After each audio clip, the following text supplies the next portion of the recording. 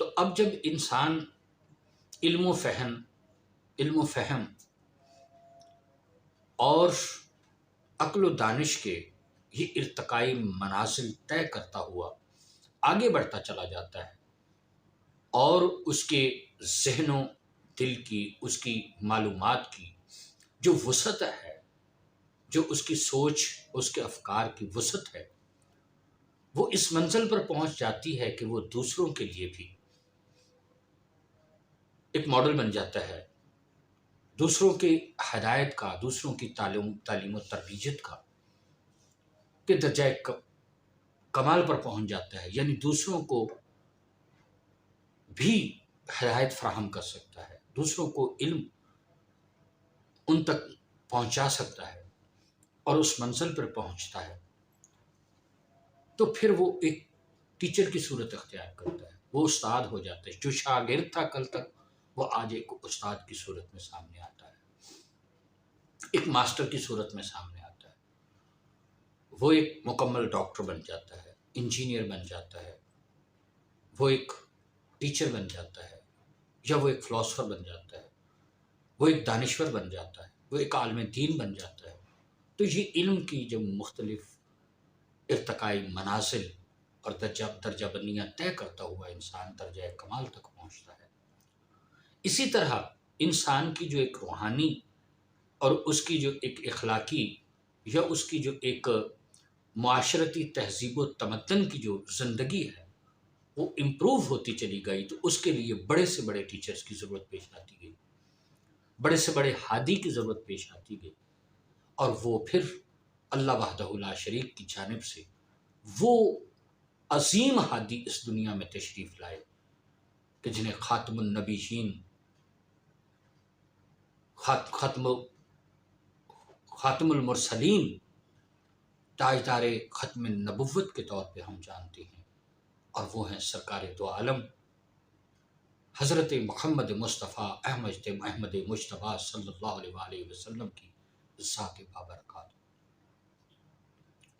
یا دوسرے لفظوں میں آپ یوں سمجھ لیں کہ انسان ذہنی طور پہ ارتقائی منازل کو طے کرتے ہوئے اپنی معاشرتی ارتقائی منازل کے ساتھ ساتھ اپنے فہم و ادراک کی جو منازل ہیں ان کو طے کرتے کرتے جب اس درجہ کمال تک پہنچا کہ اب وہ دوسروں کو عجمی اور خود اپنے آپ کو عربی، یا خود اپنے آپ کو قابل اور دوسروں کو ڈی گریڈ سمجھنے لگا، اپنے سے کمتر سمجھنے لگا، اور اس کے فہم و ادراک کی بنیاد پر اس کی جو طاقتیں ہیں، اس کی سوچ کی جو پروازیں ہیں، وہ جب درجہ کمال تک پہنچتی گئی، تو وہ شخص، وہ مردود اور لعین اور وہ جنات میں سے جس کو ابلیس کا نام دیا گیا، وہ بھی اپنی تمام تر توانائیوں کے ساتھ حضرت انسان کو بہکانے، ورغلانے اور اللہ کے راستے سے ہٹانے کے لیے اپنی سعی و کوشش کے ساتھ تیز تر ہوتا چلا گیا۔ اس کے نمائندے، اس کی نسل، اس کے شاگرد بھی دنیا میں پھیلتے چلے گئے، اور بالآخر وہ بھی اپنے شیطانیت کے درجہ کمال تک پہنچتا ہے اس وقت جب انسان اپنے غرور، تکبر اور اپنی انا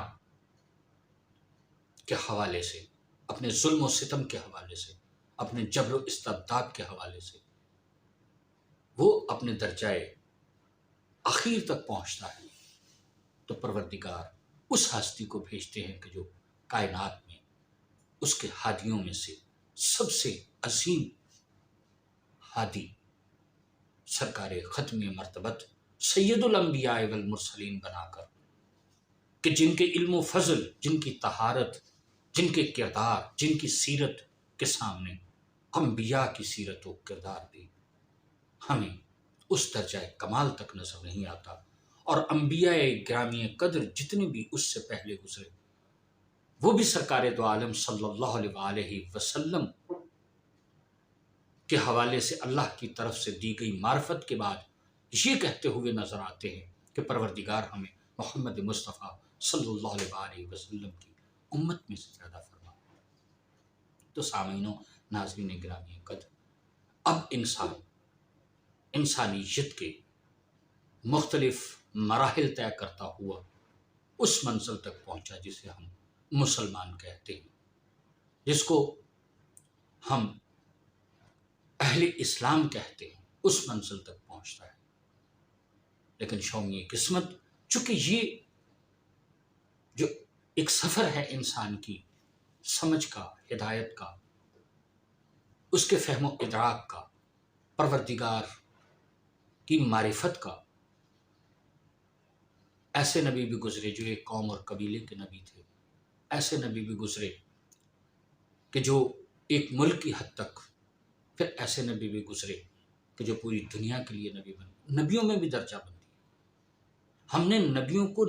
بعض نبیوں پر فضیلت عطا کی۔ پروردگار کا یہ حکم ہے، قرآن میں آیت مبارکہ ہے۔ تو نبیوں میں بھی درجہ بندی ہمیں نظر آتی ہے۔ برادران اسلامی، جب مسلمان تک انسان پہنچا، اسلام تک انسان پہنچا، تو وہاں بھی سب انسانوں کی جو سوچ ہے، فہم ہے، ادراک ہے، وہ ایک جیسا نہیں نظر آتا۔ کچھ لوگ تھے جنہیں 10 سال بعد فوری طور پر شعور حاصل ہو گیا، سرکار دو عالم صلی اللہ علیہ وسلم پر ایمان لے آئے، جن کو سابقین اولین مسلمان کہا جاتا ہے۔ تو بہرحال کچھ 10 سال بعد ایمان لائے، کچھ 4 سال بعد ایمان لائے، کوئی 12 سال بعد، کوئی 15 سال بعد، اور بالآخر کچھ ایسے لوگ بھی تھے کہ جو، جیسے وہ کہتے ہیں نا کہ مچھلی پتھر چاٹ کے واپس آتی ہے، جو اپنا انجام دیکھ کر، جو کسی پر بنائے مصلحت، اس میں کوئی شک نہیں کہ سرکار دو عالم صلی اللہ علیہ وسلم کی ذات بابرکات کی تعلیم اور ان کا کردار، ان کا اخلاق اور ان کی سیرت طیبہ و طاہرہ اس درجہ کمال پر تھی کہ جو دیکھتا وہ دیوانہ اور عاشق ہو جاتا اور ایمان لے آتا۔ مگر ان لوگوں کہ جن کے دلوں پر کفر کے تالے لگے ہوئے تھے، انسان کو بعض اوقات کسی کا کمال ہضم نہیں ہوتا، جو انسان اپنے پراگندہ ذہن کے ساتھ، اپنی حرام کاری کے ساتھ، جو دنیا کی لذتیں ہیں، دنیا کی جو عیاشیاں ہیں، جو دنیا کی کشش ہے، اس میں مبتلا ہو کر جس کا ذہن پراگندہ ہو جاتا ہے، جس کی روح گندی ہو جاتی ہے، جو تکبر، غرور، حسد، عناد اور دیگر معاشرتی برائیوں میں، گناہ کی زندگی میں ڈوبتا چلا جاتا ہے اور اس میں لتھڑ جاتا ہے، اس کا دل گندا ہو جاتا ہے، اس کی سوچیں گندی ہو جاتی ہیں، تو پھر وہ انسان ہدایت کو نہیں پا سکتا۔ اور ایسے ہی لوگوں کے لیے اللہ وحدہ لا شریک نے اپنے پاک محبوب صلی اللہ علیہ وسلم سے بھی ارشاد فرمایا کہ چونکہ حرام ان کے خون میں بس چکا ہے، تکبر و غرور و حسد و بے ایمانی ان کی خصلت میں شامل ہو چکی ہے، لہٰذا اب ان کے دلوں پر یہ جو سمجھا جاتا ہے اور کہا جاتا ہے کہ اللہ کی جانب سے ان پر کفر، ان کے شرک اور ان کی گناہ کی وجہ سے تالے لگا دیے، اب وہ ہدایت نہیں، اللہ کی طرف سے وہ تالے نہیں ہوتے۔ اس کا مفہوم دراصل یہ ہے کہ وہ اتنے گندے ہو جاتے ہیں کہ وہاں ہدایت کو اور ایمان کو، وہاں پہ شرافت کو، سچائی کو داخل ہونے کا، اس میں آنے کا، یعنی گند، غلاظت اور صفائی اور طہارت ایک جگہ اکٹھی نہیں ہو سکتی، کفر اور ایمان ایک جگہ اکٹھا نہیں ہو سکتا۔ یا تو اس کا کفر دور ہو۔ اب جب اس کے دل، دماغ، ذہن میں کفر ہے، شرک ہے، حسد ہے، بغض ہے، تکبر ہے، اور دنیا کی عیاشی و عیاری ہے اس کے ذہن، تو اب اس کے پاس ایمان نہیں آ سکتا، کیونکہ ایمان بھلائی کا نام ہے، اچھائی کا نام ہے، درگزر کا نام ہے، انسانیت کا نام ہے، اور پاکیزگی کا نام ہے۔ تو اب یہی درجہ بندی انسانوں کی جو ان کی عادتوں، مزاج، ان کے کردار کے حوالے سے تھی، یہ آگے بڑھتی ہے، اور کچھ لوگ اس ایمان کے درجہ کمال تک پہنچتے ہیں کہ سرکار دو عالم صلی اللہ علیہ وآلہ وسلم کو یہ ارشاد فرمانا پڑتا ہے کہ سلمان و منا اہل البیت، سلمان ہم اہل بیت میں سے۔ یہ ہے ایمان، اسلام اور مسلمان کا درجہ کمال۔ تو سرکار دو عالم صلی اللہ علیہ وآلہ وسلم کے آ جانے کے بعد، دین اسلام کے مکمل ہو جانے کے بعد، اور قرآن کے نازل ہو جانے کے بعد، کچھ لوگ بظاہر ایمان لا کر بھی ایمان ان کے دلوں میں داخل نہ ہو سکا۔ وَمِنَ النَّاسِ مَن يَقُولُ آمَنَّا بِاللَّهِ وَبِالْيَوْمِ الْآخِرِ وَمَا هُمْ بِمُؤْمِنِينَ، کہ لوگوں میں کچھ ایسے ہیں کہ جو کہتے ہیں کہ اللہ پر ایمان لے کے آئے، یوم آخرت پر ایمان لے کے آئے، لیکن یہ صاحبان ایمان نہیں ہے۔ اسی طرح ایک مقام پر اللہ تعالیٰ ارشاد فرماتے ہیں کہ یہ جو عرب کے لوگ کہتے ہیں کہ ہم ایمان لائے، قالت العرب آمنا، یہ ایمان نہیں لے کے آئے، ان کے دلوں میں ابھی نفاق باقی ہے، حسد، بغض باقی ہے، یہ کسی مصلحت کی بنیاد پر ایمان لے کے آئے بظاہر۔ قولوا اسلمنا، ان سے کہہ دیجیے کہ آپ اسلام لے کے آئے ہیں، کلمہ پڑھ لینے کی وجہ سے، بظاہر نبی اکرم کو اللہ کا آخری نبی تسلیم کر لینے پر۔ جو آخری نبی تسلیم نہیں کرتا وہ تو ہے ہی کافر نا، وہ تو اسلام ہی اس کا مکمل نہ ہوا۔ لیکن اسلام لانے کے بعد، اللہ پر ایمان لانے کے بعد، اللہ کے جو کی طرف سے آنے والے جو سابقہ انبیاء تھے ان پر ایمان لانے کے بعد، سابقہ کتب پر ایمان لانے کے بعد، اللہ کی جانب سے جو نازل ہوئی، اور پھر نبی اکرم صلی اللہ علیہ وآلہ وسلم پر ایمان لانے کے بعد، قرآن پر ایمان لانے کے بعد، اس کو اللہ کی سچی کتاب ماننے کے بعد بھی کچھ لوگ یہ سب کچھ دل سے نہیں کر رہے تھے، کسی مصلحت کی بنیاد پر کر رہے تھے۔ کفر و نفاق ان کے دلوں میں موجود تھا، جس کا ثبوت سورہ منافقون کی صورت میں ہے۔ مشرک اسے کہا جاتا ہے جو اللہ پر ایمان نہیں رکھتا، کافر وہ ہے جو سرکار دو عالم صلی اللہ علیہ وآلہ وسلم پر ایمان نہیں رکھتا، اور منافق وہ ہے جو بظاہر اللہ پر بھی ایمان رکھتا ہے، اللہ کے رسول صلی اللہ علیہ وآلہ وسلم پر بھی ایمان رکھتا ہے، سابقہ انبیاء پر بھی بظاہر ایمان رکھتا ہے، نماز بھی پڑھتا ہے، روزے بھی رکھتا ہے، حتیٰ کہ وہ جہاد میں بھی شریک ہوتا ہے، لیکن بھر بنائے مصلحت ایمان اس کے دل میں داخل نہیں ہوتا۔ جہاں بھی اسلام کو، ایمان کو، توحید کو، رسالت کو، نبوت کو، قرآن کو کی اہمیت و افادیت، ان کی منزلت، مقام و مرتبہ، معرفت کے حوالے سے صدق کے دل سے ایمان لانے کی اور اس پر عمل کرنے کی بات ہوتی ہے تو وہ کجروی سے کام لیتا ہے، مذاق بناتا ہے اس کو، اور دراصل اسے آخرت پر حقیقی معنی میں ایمان نہیں ہوتا۔ کہ یہ جو میری دنیا ہے اس کے بعد ایک دن مرنا ہے، اور مرنے کے بعد اپنے اسی رب کے حضور پیش ہونا ہے، اپنی اس دنیاوی زندگی کا حساب دینا ہے مجھے۔ اس بنیاد پر انسان یا پھر دنیا کے لالچ میں، ہوس اقتدار، پیسہ و دولت، زن و زر کے لالچ میں، یا پھر چونکہ اس کے دل میں بہت اچھوں کا حسد کہ میں ویسا اچھا نہیں ہو سکتا، حالانکہ سمپل ترین کلیہ ہے، اس پہ بات ختم کرتے ہیں انسانیت کے لیے کہ جب آپ کوشش کریں، آپ صحیح کریں، آپ اپنی نیک نیتی کے ساتھ اکمل انسان بننے کی کوشش کریں،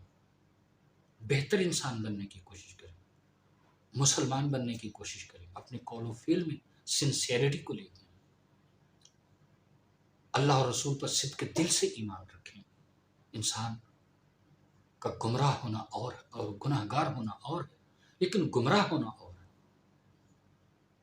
گمراہی جب وہ معرفت، حقیقی معرفت کی منزل تک نہیں پہنچتا، اور گناہ تو انسان سے خطا کا پتلا ہونے کے ناطے، اور وہ بھی اس قسم کا گناہ نہیں جو شرک و کفر اور نفاق کی منزل تک پہنچ جائے، جو دنیا داری کے معاملات میں،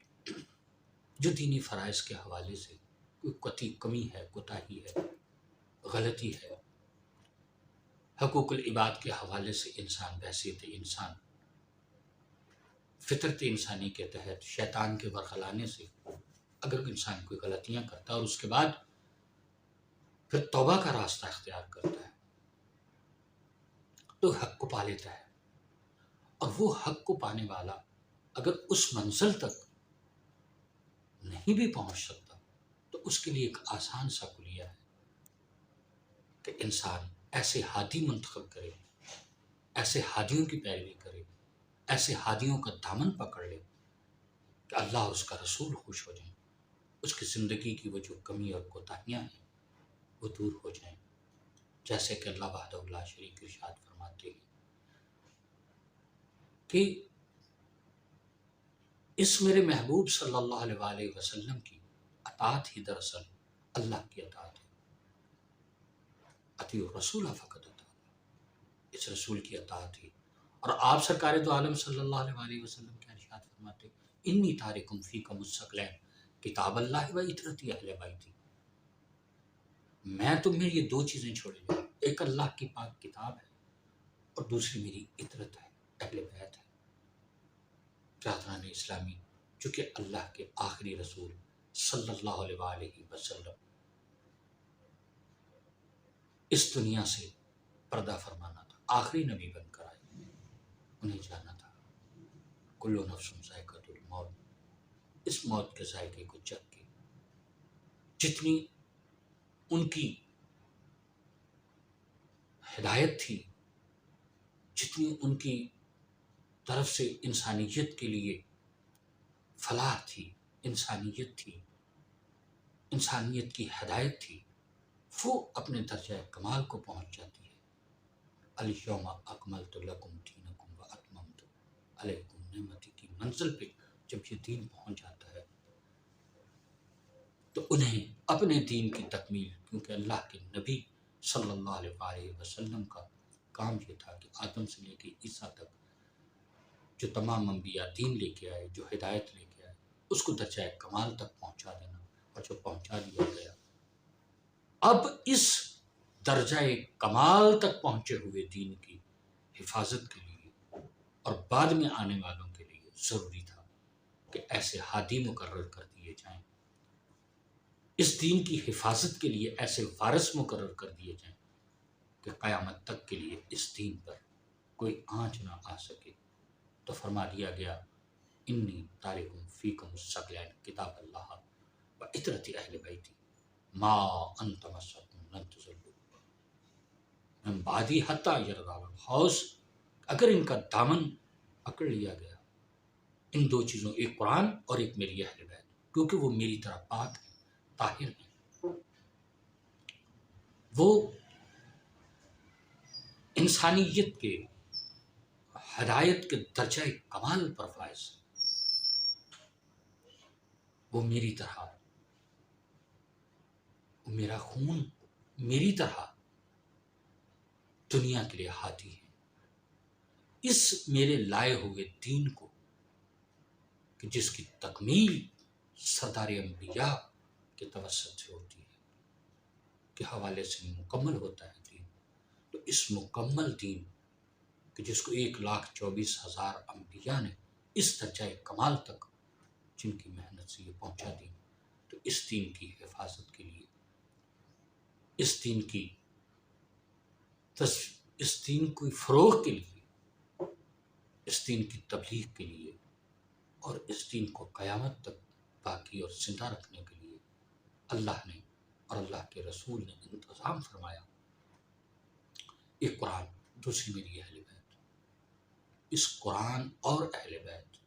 کے حوالے سے انسان کو اپنی منزل کی طرف آگے بڑھنا ہے۔ جس نے ان دونوں کا دامن تھام لیا، بے شک وہ کامیاب ہو گیا۔ اللہ ہم سب کا حامی و ناصر ہو اور ہمیں صراط مستقیم پر چلنے کی، قائم رہنے کی، اور دین اسلام کی، وارثان دین اسلام کی، بانیان دین اسلام کی صحیح معرفت اور پیروی کرنے کی توفیق عطا